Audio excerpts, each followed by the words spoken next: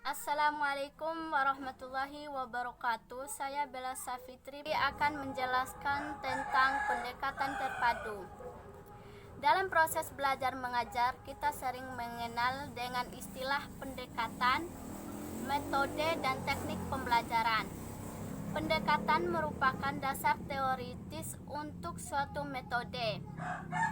Asumsi-asumsi tentang bahasa bermacam-macam, antara lain yaitu asumsi yang menganggap bahasa sebagai kebiasaan, suatu komunikasi dan pada dasarnya dilisankan. Dan yang ketiga adalah bahasa sebagai seperangkat kaidah. Metode pembelajaran bahasa merupakan rencana pembelajaran yang mencakup pemilihan, penentuan, dan penyusunan secara sistematis bahan yang akan diajarkan serta kemungkinan pengadaan remedi dan bagaimana pengembangannya.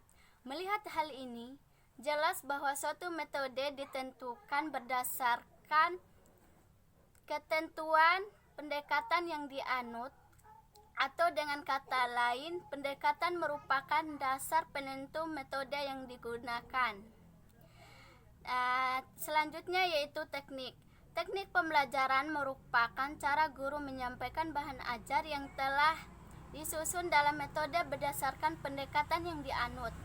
Teknik yang digunakan oleh guru bergantung pada kemampuan guru itu mencari akal ataupun siasat agar proses belajar mengajar dapat berjalan dengan lancar dan berhasil dengan baik.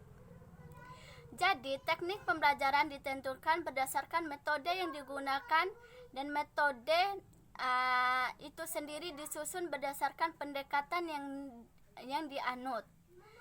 Pendekatan terpadu konsepnya sebagian besar berfokus pada hakikat anak sebagai pembelajaran, proses yang melibatkan pengembangan berpikir dan belajar. Perkenalkan, nama saya Nur Kofifa Indawati dari kelas PGMIB semester 3 akan menjelaskan prinsip-prinsip penerapan pendekatan terpadu dalam pembelajaran bahasa Indonesia SD atau MI. Ada 3 prinsip, yaitu yang pertama adalah keefektifan komunikasi secara luas untuk pembelajaran bahasa di sekolah SD atau MI. Dalam hal ini, anak-anak membutuhkan keterampilan berkomunikasi, kemudian memiliki pengetahuan bahasa, dan dapat menggunakan bahasa secara tepat dalam berbagai situasi. Prinsip yang kedua yaitu situasi pembelajaran bahasa menurut konteks. Maksudnya adalah pembelajaran bahasa ini akan menjadi optimal jika diusahakan berada dalam konteks yang bermakna. Kegiatan yang dilakukan anak-anak, pengalaman berkomunikasi secara aktif, dan proses berpikir yang mereka alami akan menjadikan mereka sebagai pembaca dan pendengar yang cerdas, serta pembicara dan penulis yang pandai. Menurut kenyataannya, belajar bahasa merupakan proses coba-coba, yakni anak-anak akan menduga-duga penggunaan bahasa yang sesuai, kemudian mencocokkan apakah penggunaan bahasa tersebut sudah tepat atau belum. Kemudian peran guru dan orang tua sangat berperan aktif terkait kegiatan pembelajaran bahasa mereka. Dalam pembelajaran ini menggunakan 3 macam konteks, yakni yang pertama adalah konteks ekspresif, kemudian yang kedua konteks kognitif, dan yang ketiga konteks sosial. Kemudian prinsip yang ketiga yaitu memaksimalkan hubungan antara keterampilan berbahasa, penggunaan bahasa yang bersifat produktif, yakni berbicara dan menulis, kemudian reseptif, menyimak dan membaca, serta menciptakan suatu dasar keterpaduan. Dalam belajar bahasa lebih mudah jika bersifat utuh atau menyeluruh, sesuai dengan kenyataan, sesuai dengan kebutuhan pembelajaran. Yang dipelajari harus hal-hal yang bermakna dan ada gunanya. Penggunaan bahasa yang dipelajari disesuaikan dengan situasi yang dipelajari, dan pembelajarannya harus menarik minat para siswa. Assalamualaikum warahmatullahi wabarakatuh. Saya Tarisa dari Prodi PGMI kelas 3B. Saya akan menjelaskan tentang strategi pendekatan terpadu usia anak SDMI. Ada macam-macam strategi pendekatan terpadu. Ada 8 macam. Saya akan menjelaskan dulu. Yang pertama adalah membaca bersuara.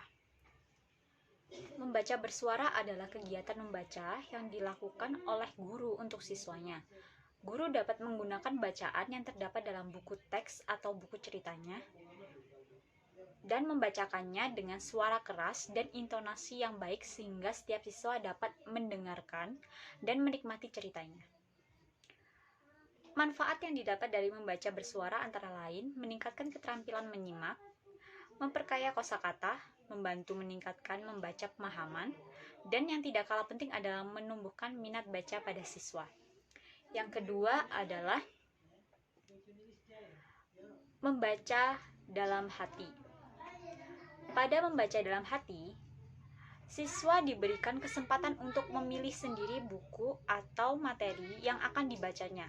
Pesan yang ingin disampaikan kepada siswa melalui kegiatan ini adalah membaca adalah kegiatan yang menyenangkan. Membaca dapat dilakukan oleh siapapun, dan membaca berarti kita berkomunikasi dengan pengarang buku tersebut. Yang ketiga ada membaca bersama. Kegiatan membaca bersama antara guru dan siswa, di mana setiap orang mempunyai buku yang sedang dibacanya. Kegiatan ini dapat dilakukan baik di kelas rendah maupun di kelas tinggi. Ada beberapa cara melakukan kegiatan ini, yakni yang pertama adalah guru membaca dan siswa mengikutinya. Untuk bagian kelas rendah, guru membaca dan siswa menyimak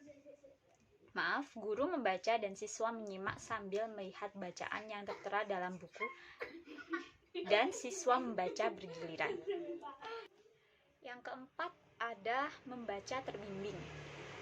Dalam membaca terbimbing, semua siswa membaca dan mendiskusikan buku yang sama. Guru mengajukan pertanyaan yang meminta siswa menjawab dengan kritis.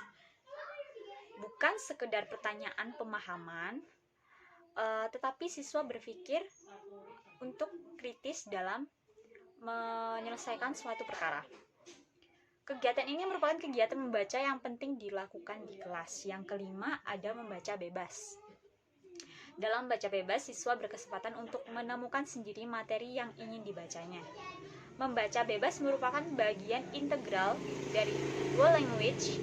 Dalam membaca bebas, siswa bertanggung jawab terhadap bacaan yang dipilihnya sehingga peran guru pun berubah dari seorang model dan pemberi tuntutan menjadi seorang pengamat, fasilitator, dan pemberi respon. Yang keenam adalah menulis jurnal. Menulis jurnal adalah strategi yang dapat dengan mudah diterapkan.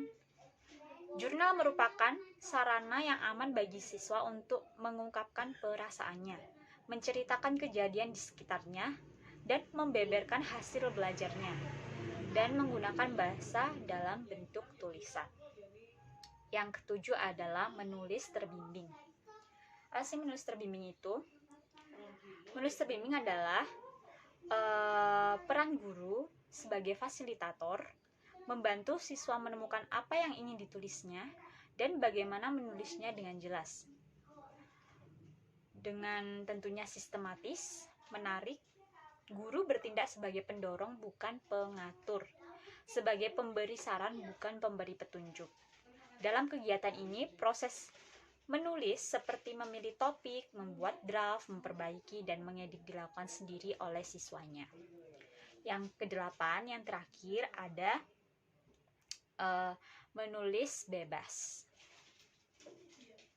Menulis bebas bertujuan untuk meningkatkan kemampuan menulis, meningkatkan kebiasaan menulis, dan meningkatkan kemampuan kritis dalam menulis bebas. Siswa mempunyai kesempatan untuk menulis tanpa ada intervensi dari guru. Siswa bertanggung jawab sepenuhnya dalam proses menulis.